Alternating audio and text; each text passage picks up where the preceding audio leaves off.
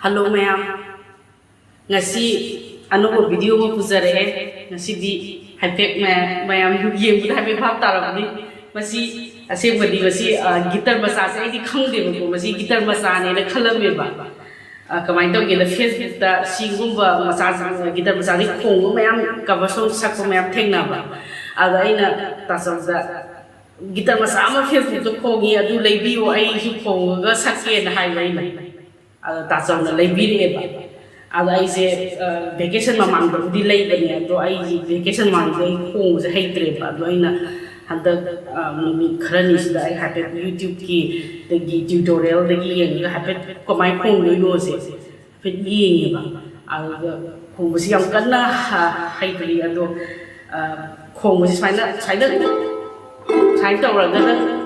khong ga ai sei kabarso ka chara tine ba si su yang mo kontrol so yang ko de ko si sai so ko se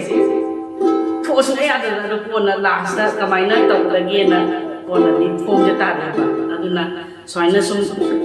si ki pattern da ko ga ai kabarso ama chara tine ba aduga aroi bada ai Punsirol channel sibu nungsibiduna like subscribe amadi share to biba ka wiganu aduga last bell icon nambi ba ka wiganu ko mayam si subscribe di toraga bell icon namba yam ka we ba ai di subscriber mayam sindane around 50% di bell icon namde na yawe ba do please adu bell icon do bell king go ama yaw do icon nam yaw adu kit am da nambi ra mo mayam ado ay isay si haidi haiti music su pai ba haidi haitri ado habtang ay na sum masiyani kan ka sedon sa budu de bai da do ado na ay isay si mayam de khudol tamjara ane